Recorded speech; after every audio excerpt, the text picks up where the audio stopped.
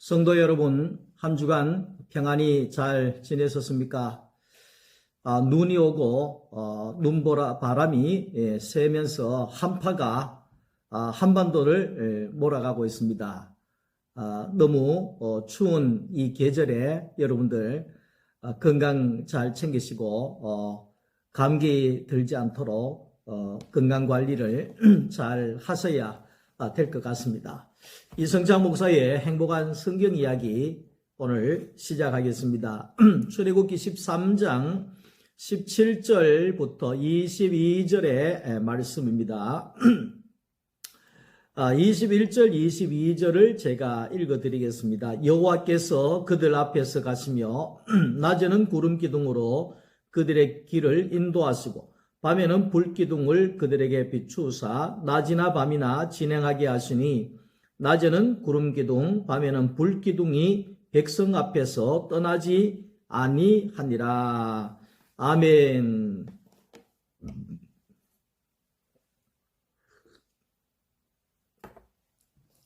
예전에 주일학교 때 불렀던 찬송 중에 그런 찬송이 있습니다. 남으로 북으로 동으로 서쪽에 복음을 가지고 우리는 가야 해. 흑색인 백색인 황색인들에게 복음을 가지고 우리는 가야 해. 이게 어린이 찬송이거든요. 갑자기 주일학교 아이들 찬송 부르니까 제가 주일학교 어린아이가 된 것 같습니다. 이 찬양을 왜 부르느냐 하면 하나님의 나라는 한 사람으로 이루어지지 않습니다. 다시 말하면 대한민국만으로 하나님의 나라가 이루어지지 않습니다. 하나님의 군대는 미국이라고 하는 한 나라를 통해서 이루어지는 것은 아닙니다. 다시 말하면 어느 민족이든지 천하 만민이 하나님의 백성이 될 수가 있고 되어야 하고 천하 만민이 하나님의 군대가 될 수가 있다는 것을 말씀합니다. 예수님께서도 마태복음 28장 18절에 마지막으로 유언 같은 말씀을 하셨지 않습니까? 하늘과 땅의 모든 권세를 내게 주셨으니 그러므로 너희는 가서 모든 족속으로 제자를 삼아 아버지와 아들과 성령의 이름으로 세례를 줘라. 그러니까 모든 족속으로 모든 민족으로 제자를 삼아야 된다. 이렇게 말하고 있습니다. 그러니까 여기에 이 모든 민족으로 하나님의 군대가 세워지고 모든 민족으로 예수님의 제자가 세워져야 한다는 것을 말씀합니다. 유대교의 한계는 뭐냐 하면 유대교는 구약의 성경을 다 믿습니다. 그러니까 아브라함도 믿고 다윗도 믿고 뭐 하여튼 다 이 구약을 믿는데 그 중요한 것은 뭐냐 하면 그들의 구원은 자기들만 구원받는다 이렇게 이야기를 한다는 겁니다. 자기들만 하나님 앞에 택함을 받았기 때문에 우리 민족만 구원을 받는다. 그래서 이스라엘이라고 하는 이 나라가 중동권에서 팔레스타인 지역에서 공공연한 그런 반감을 일으킬 수밖에 없는 것이 자기들만 구원을 받는 거고 자기들만 사람이고 다른 이방인들은 구약 성경에 보면 이 짐승처럼 생각하는 그런 것이 있다는 것입니다. 그래서 이것이 유대교의 잘못된 점이라고 이야기할 수가 있습니다. 흑색인든지 요즘에는 흑인이라고 그러면 안 된다 그러는데 뭐라 그래야 됩니까? 이게 이제 피부가 이 흑색이든지 피부가 하얀 백색이든지 황색이든지 누구든지 하나님의 백성이 될 수가 있고, 또 나아가서 우리 모두가 하나님의 나라가 하나님의 백성이 되어져야 한다는 것을 말씀하고 있습니다.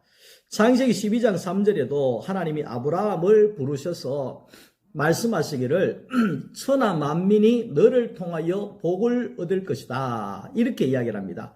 그러니까 여기에 이 천하 만민, 그러니까 하나님의 나라는, 하나님의 군대는 천하 만민을 통해서 이루어진다, 이렇게 이야기를 합니다.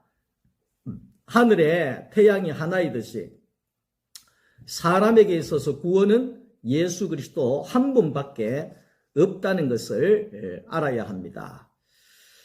이스라엘 백성들이 애굽을 나올 때에 거기에 수많은 잡족들이 따라 나왔다, 이렇게 이야기를 합니다. 그러니까 여기에 중다한 잡족이 뭐냐, 거기에 보면 다른 나라에서 종으로 끌려왔는 사람도 있을 것이고, 그리고 거기에 여러 이방인들이 섞여 있는 사람들도 있을 것이고, 그래서 그들이 애굽에서 나올 때에 거기에 모두가 같이 따라 나와버리는 거예요. 나도 이스라엘 사람이다, 뭐 이런 식으로 해서 다 따라 나와버린 거예요. 그러니까 거기에 중다한 잡족이다, 이런 이야기를 합니다. 그러니까 저는 제 생각 때는 이 짧은 생각을 할 때에는 왜 그 사람들, 이스라엘 백성들도 아닌데 그냥 데리고 나오지 말지, 하나님은 왜 중다한 잡족들을 데리고 나가게 하셨을까?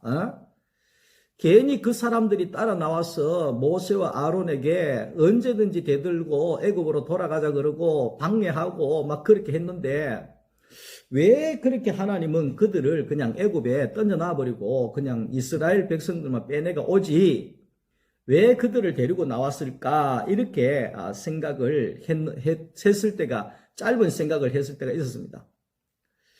이거를 이제 오늘날 말로 이야기하면, 오늘 우리가 예수를 믿는 것이 내만 예수 믿고 구원받고 내만 예수 믿고 복받으면 되겠습니까?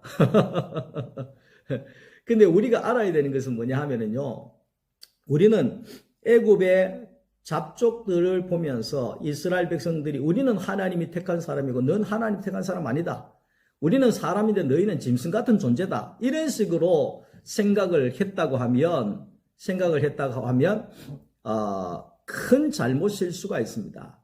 제가 늘 하는 이야기지만, 우리가 교회를 다닌다고 해가지고 하나님의 백성이 되는 거고, 교회를 안 다니면 전부 다 마귀 새끼냐? 그렇지 않다는 겁니다. 우리가 알아야 되는 것은, 그러면 예수님께서 십자가를 지시고 돌아가실 때 오늘 교회 다니는 사람들만 위해서 예수님이 죽으셨을까? 아니죠. 모든 민족을 위하여, 사람이라고 그러면 어떤 사람이든지 간에 예수님이 그 모든 죄를 지시고 대신 지시고 죽으심으로 인하여서 우리 모든 사람에게 구원의 길을 열어주셨다, 이게 은혜라는 것을 말하고 있습니다. 다시 말하면 우리가 지금 뭐 예수를 믿든지 예수를 안 믿든지 간에 중요한 것은 사람은 원래 하나님의 형상이다, 이 말이죠. 원래 하나님의 사람들이다. 다시 말하면 하나님의 자녀다, 이 말이죠. 그런데 단지 하나님의 은혜를 모르고 하나님 아버지를 모르고 그들이 하나님께로 돌아오지 않아서 그렇지, 교회를 안 다니고 불신자라고 할지라도 그들도 하나님의 자녀라는 사실을 알고 우리가 신앙생활을 해야 됩니다. 교회 안 다닌다고 뭐 마귀 새끼라 그러고 예수 안 믿는다고 해가지고 죽일 놈이라 그러고 이러면 안 된다는 거예요. 하나님 아버지의 마음을 알아야 된다. 예? 부모가 예를 들어서 형제들 간에 뭐 10명의 자식이 있는데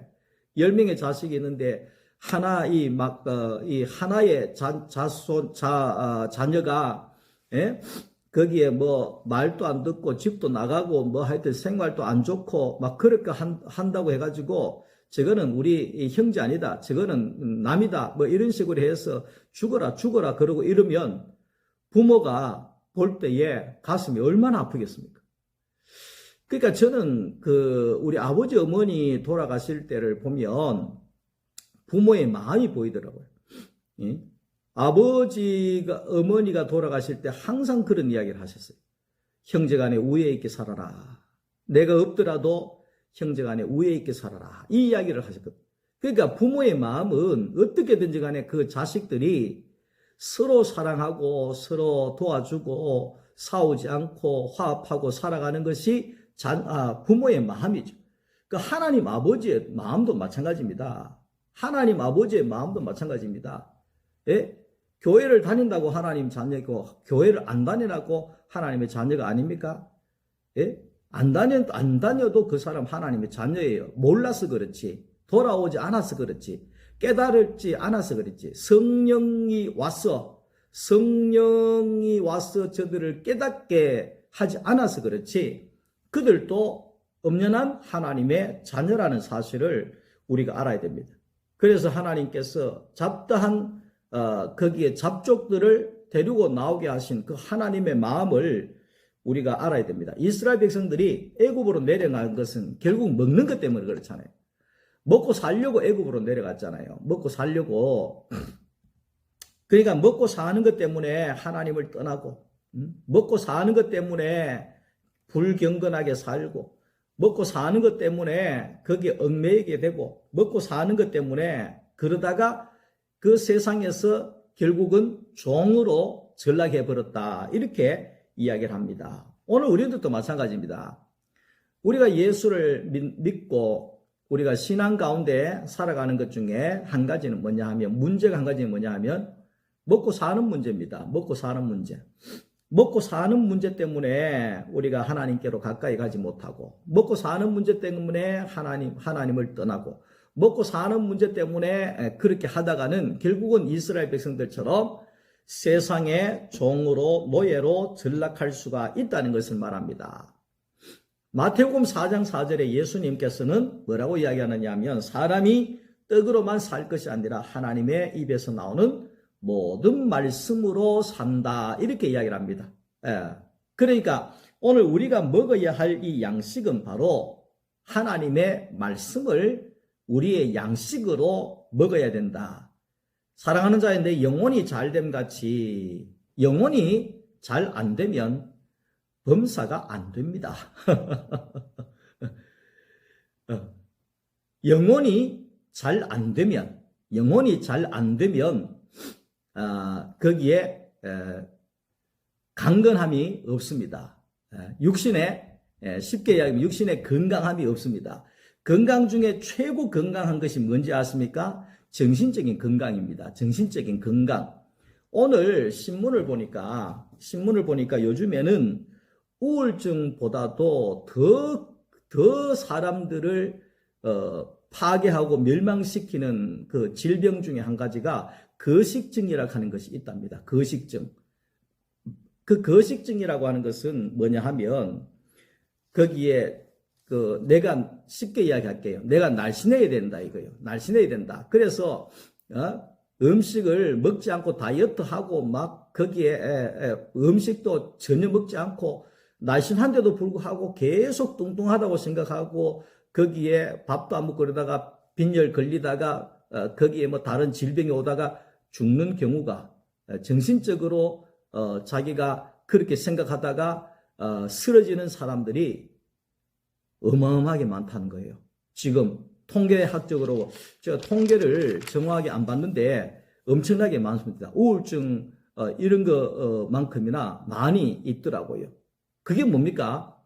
아무리 내가 돈을 가지고 아무리 내가 많은 것을 가지고 해도 이 정신적으로 파괴되어져 버리면 모든 게 허사라는 거예요. 예, 다시 말하면 뭘 이야기하느냐?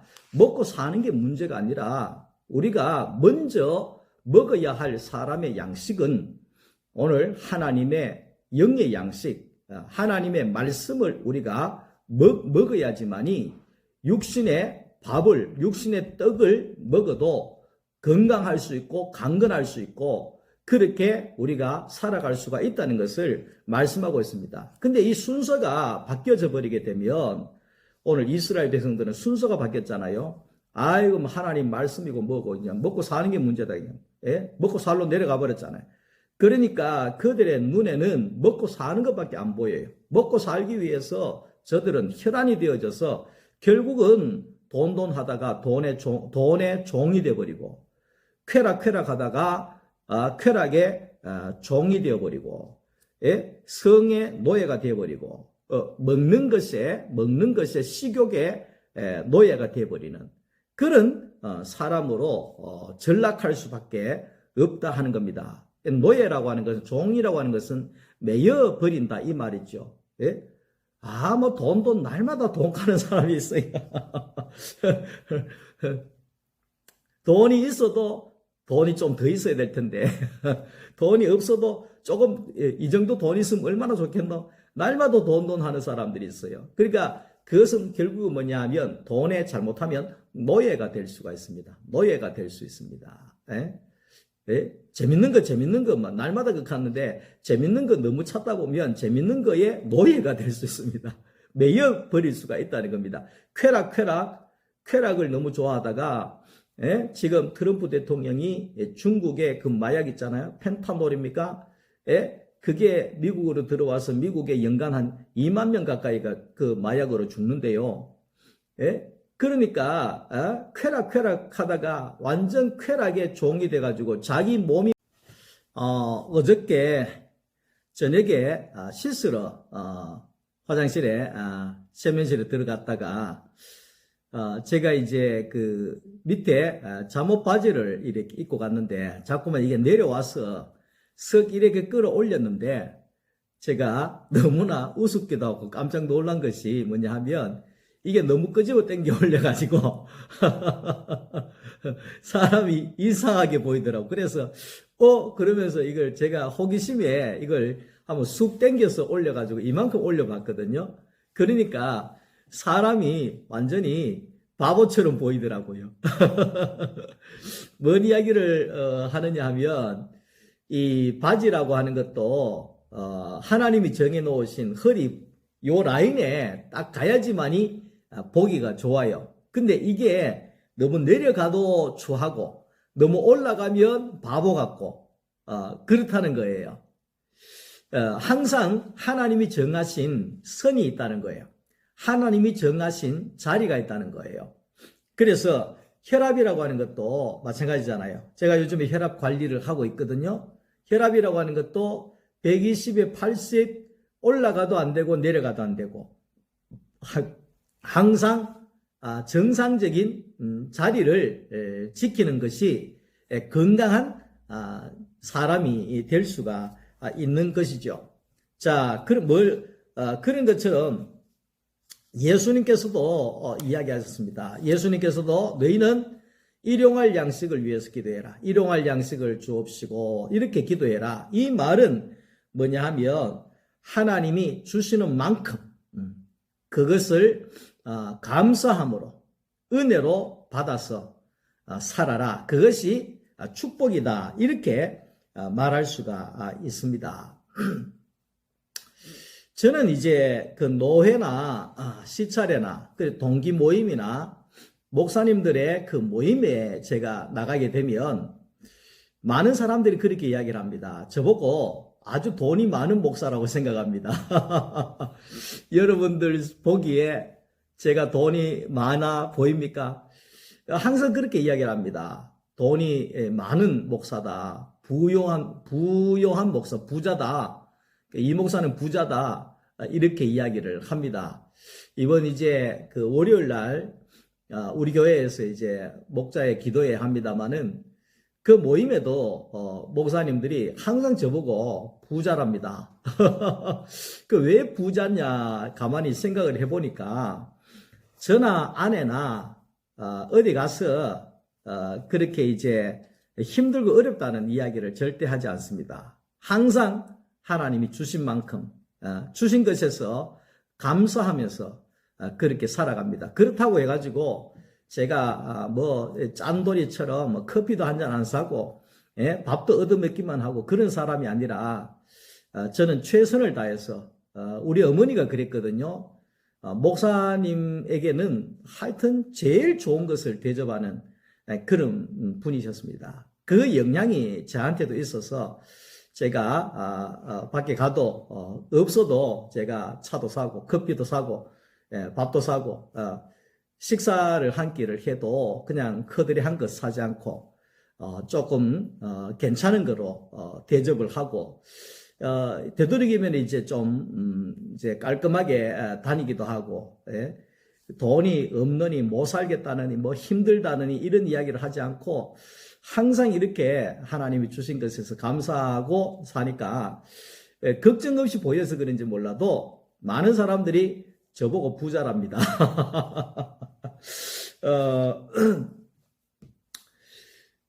실제로 설이 지나고 나서 집안에 먹을 것이 넘쳐납니다. 한라봉도 있고 사과도 있고 거기에 견과류도 선물이 들어와서 있고 뭐 정관장인가 뭐 그것도 있고 반찬도 뭐 이 삼겹살도 사놨고 뭐 만두도 사놨고 그리고 냉장고를 보니까 우리 또 성도들이 한 병 두 병 줬는 참기름이 한 4병이나 있더라고. 얼마나 얼마나 감사한지 감사한지 참 제가 전에도 그런 이야기를 했습니다. 지금도 바깥에 눈보라가 치고 얼마나 추운지 모릅니다. 그런데 이 하나님의 집에서 하나님의 사랑을 독차지하면서 하나님의 집을 내가 내 혼자 이 넓은 데를 다 쓰면서 따뜻한 이 난로 옆에서 주님과 함께 이 복음을 나누고 있다고 하는 이것이 참 얼마나 감사한 일인지 행복한 일인지 모르겠습니다. 돋보기는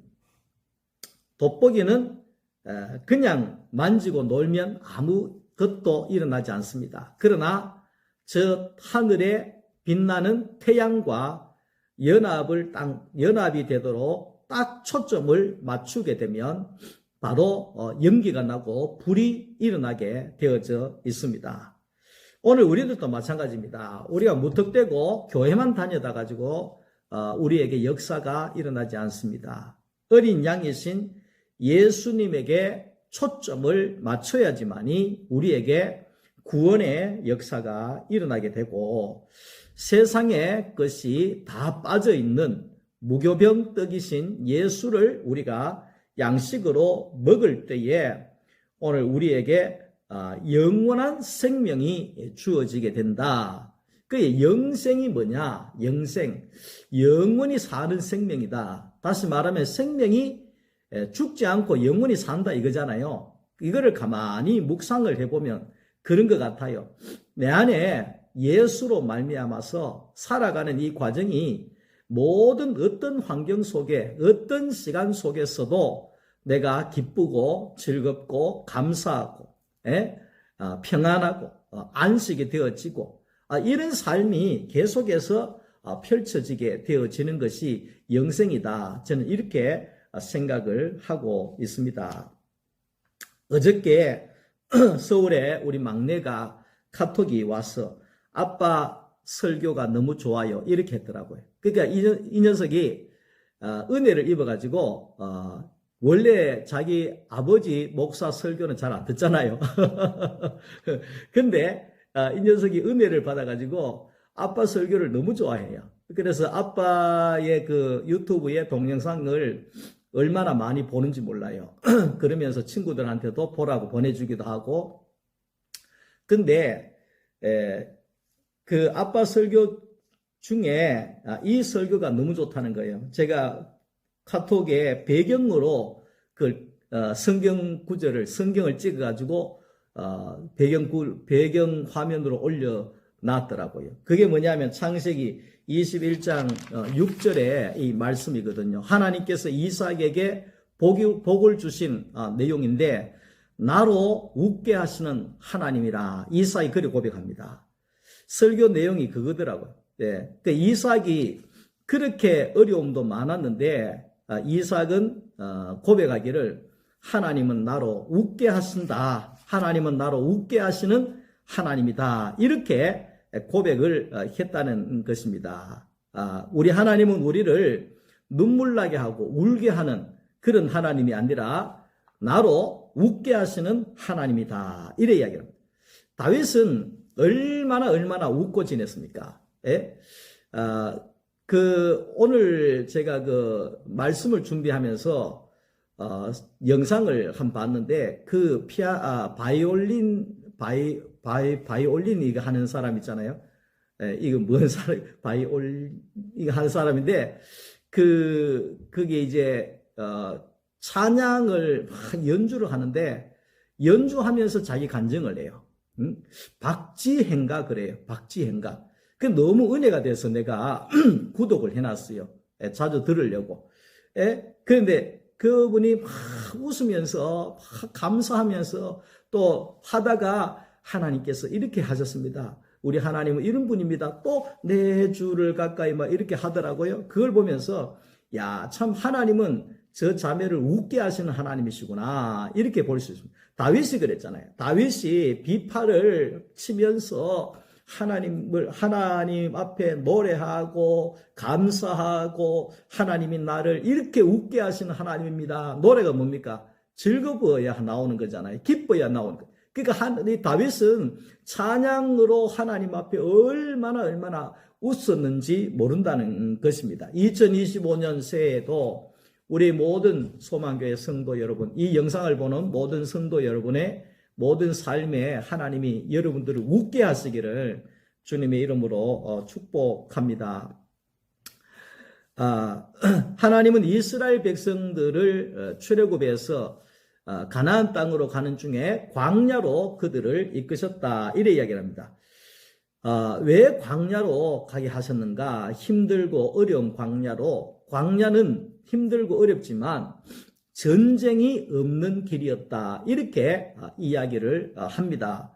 다시 말하면 다른 길로 가게 되면 이스라엘 백성들이 다른 이방의 사람들과 전쟁을 하게 되면 무서워서 가나안 안 갈란다. 나는 애굽에 돌아가련다. 이렇게 할 수가 있기 때문에 하나님은 전쟁이 없는 광야로 그들을 이끄시기를 원했다는 겁니다. 그것은 바로 하나님은 이스라엘의 어떠함을 알고 계셨다. 이 이야기를 하고 있는 거지요.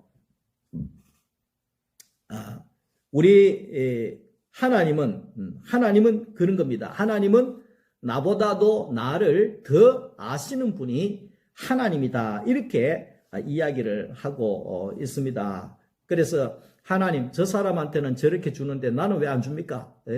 내가 뭐 하나님 앞에 기도를 안 했습니까? 내가 뭐 충성을 덜 했습니까? 내가 헌신을 덜 했습니까? 저 사람은 주는데 나는 왜 안 주냐 말입니다. 이게 과거의 저의 모습입니다. 내가 이렇게 열심히 하는데 어찌하여야 주를 기쁘시게 할꼬? 내가 이것 때문에 사는데, 저쪽에 저 교회는 뭐 한 것도 없는데 저렇게 해주고 나는 왜 안 줍니까? 이게 저의 모습이었거든요. 근데 하나님은 나를 알기 때문에 그런 겁니다. 알기 때문에 안 준 데에는 이유가 있다는 것입니다. 우리가 이제 소크라테스의 아내를 악처라 그래 이야기를 합니다. 소크라테스를 아내를 악처라 이렇게 이야기를 합니다.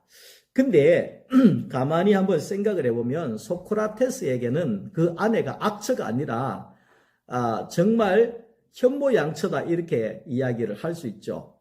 왜 그러냐? 이 소크라테스는 뭡니까? 철학자잖아요. 날마다 공부만 하는 거예요. 여러분 가만히 한번 생각해 보세요. 남편이 공부만 하고 일도 안 하고 그냥 책만 본다.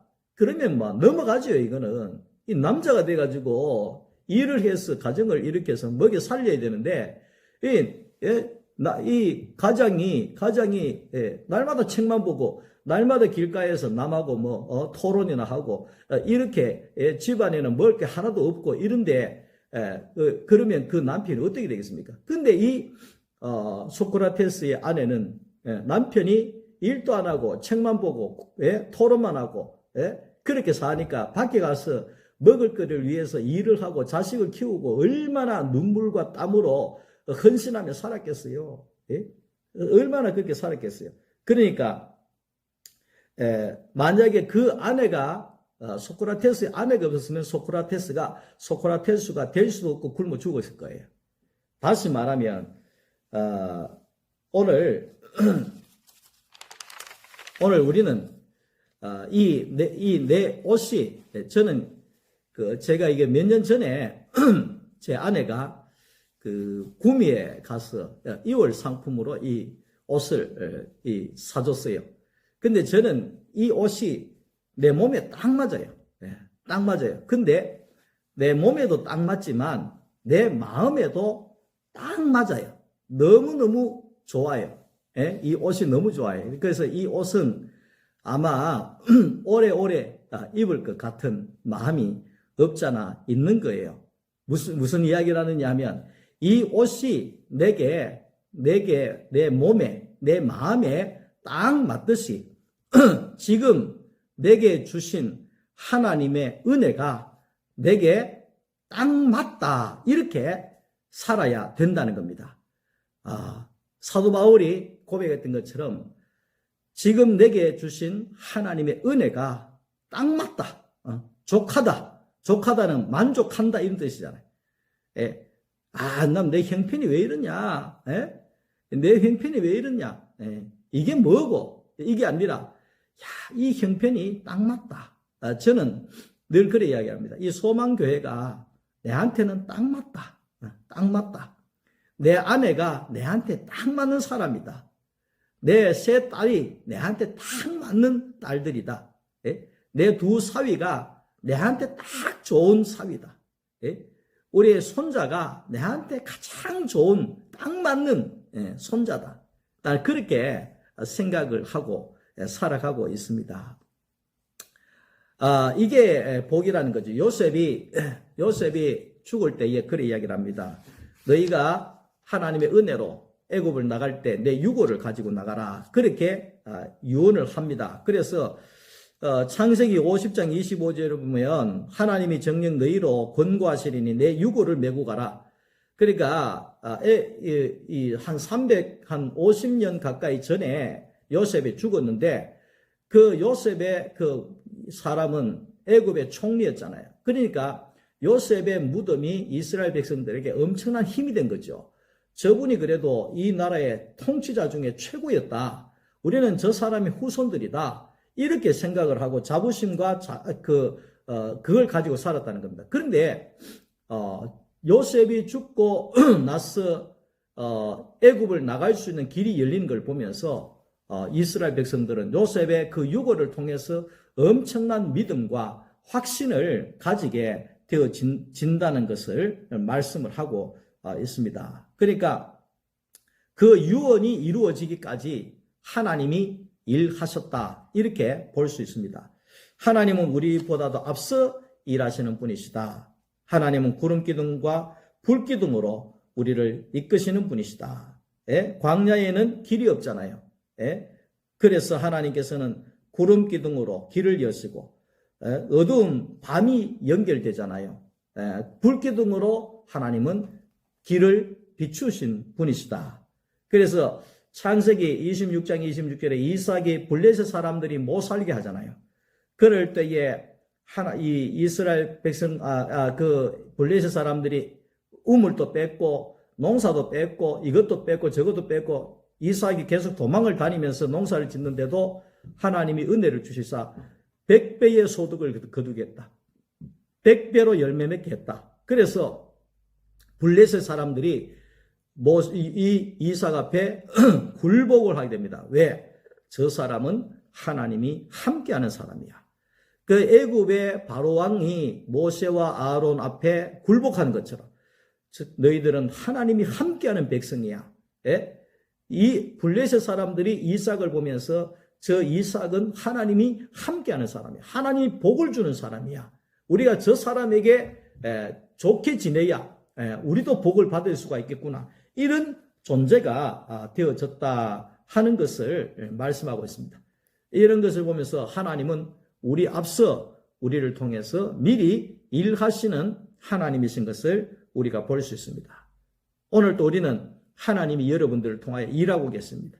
2025년 새에도 하나님께서 여러분들을 통해서 일하셔서 여러분들의 삶이 모든 것이 안성맞춤이 되고 그것이 내게 다 복이 되어져서 다윗과도 같이 오늘 거기에 이 이스라엘 백성들과도 같이 하나님을 노래하고 찬송하고 나로 웃게 하시는 하나님을 경험할 수 있기를 주님의 이름으로 축복합니다. 오늘 밤에도 밤에도 추운 겨울 마음이 그렇게 차가운 날씨였는데 예수 그리스도의 복음을 증거하고 나니까 또 내 마음이 따뜻해지는 시간이 된 것 같습니다. 오늘 저녁에도 평안히 주님 앞에 잘 주무시고 내일 또 교회에서 만나겠습니다. 말씀 들어주셔서 감사합니다. 사랑합니다. 감사합니다.